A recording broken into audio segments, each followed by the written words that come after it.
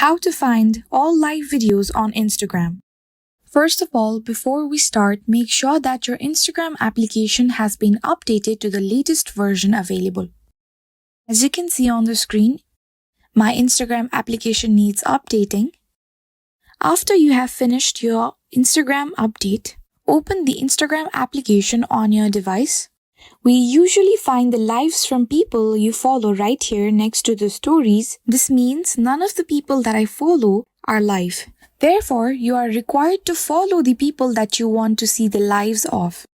Make sure that you turn on the notifications for their lives. On the screen is a demonstration of how you can do this.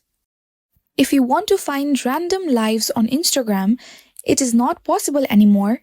Therefore, you must follow the people that you want to see the lives of. And that's it.